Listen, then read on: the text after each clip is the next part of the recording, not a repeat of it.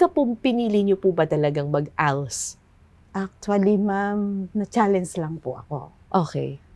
Sa formal school po talaga ako. Mm-mm. Nagtuturo ako ng grade 2. Okay. And then, ang leadership ko noon is ALS. Leader po ako sa Alternative Learning System sa school namin. And then all of a sudden po, na-promote ako bilang Master Teacher 1.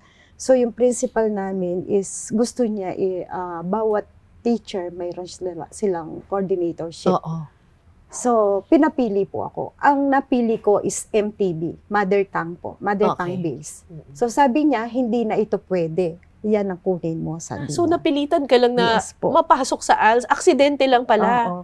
And then sabi niya sa akin, ang gagawin mo is magtuturo ka sa umaga ng klase mo dito. Oo. Sabi ko sa kanya, ma'am, sabi ko, hindi ko yata kakayanin. Mhm. Kasi grade 2, yung umaga na yun, yung effort ko, yung Pagod lakas ka ko. na. Yes po, tapos lalakad pa ako maghahanap ng estudyante sa hapon. Mm-mm. Tapos pinapili po niya ako. Magtuturo ka sa umaga, sa hapon, sa ASO, mag-full time ka ng Alternative Learning Systems. Nagdasal ako para alam ko po yung ano ko, ma'am. Napili ko po ito. Bakit mo pinili ang ALS? Pinili ko Kahit po. na mas madaling magturo sa formal. Yes po, sa formal kasi nandun na yung mga estudyante mo, darating na lang sila. Oo. Sa Alternative Learning System, ikaw yung maghahanap ng estudyante mo, ma'am. Oo. Maglalakad ka ng siguro calling ito sa akin ni Lord para may pagpatuloy ko yung mga gawain niya dito sa lupa. Para ma'am, matulungan ko yung mga higit na nangangailangan pagdating sa edukasyon. Gaano kahirap maging ALS teacher? Mahirap po. Ako nahirapan dahil mag-isa lang akong naglalakad sa daan, naghahanap ng estudyante. Hindi lang po sa sakahan, kundi sa tubigan pa rin. Pinupuntahan ko po lahat yan para makakuha ng estudyante man. And then kapag na-mapping ko na po sila, mag-i-start ako ng klase ko. Pwede po sa ilalim ng puno, pwede wala sa kang sementeryo. Wala man. Ano po ulit? Sa ilalim ng puno? Oo, sa mga bakanting bahay or building. Kung saan ko sila pwedeng maturuan, ma'am. Doon kami. Sa sementeryo? Yes po, mayroon po kaming doon, sementeryo kasi doon sa may amin. Oo. So wala kaming lugar na gagamitin. Oo. Doon na lang po kami para makapagsulat po sila. Nag-aaral kayo sa Yes sementeryo? po, ma'am. Meron Tapos po ang ako. table nyo, yung mga nicho? Yes po. Yes po. Tapos nung nakita po. At least tahimik doon. Yeah po.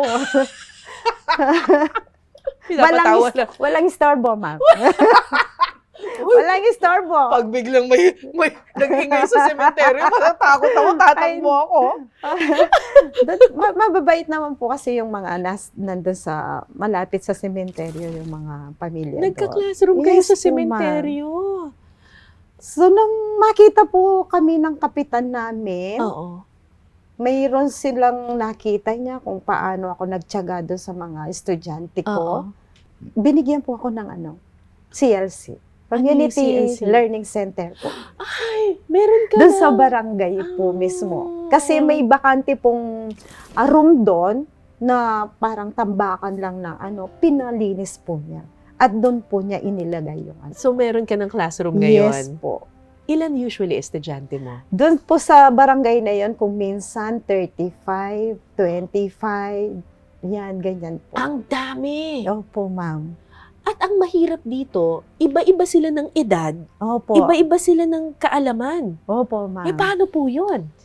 Basta yung mga yung mga medyo marunong, naman, binibigyan ko po sila ng extra work. Oo. And then yung medyo yun po yung tinututukan ko.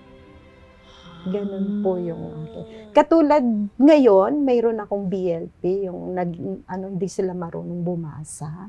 Nagbe-basic literacy program po ako kung saan tinuturuan ko po sila ng magbasa. Ilang taon na ito mga to? Yung pong isa is 17, yung isa is 14. Elementary po sila. Ba't di sila nakapag-aral? Sabi po nila is mas ginusto po nila yung magbarkada. Sumama sa mga sabungan, gano'n.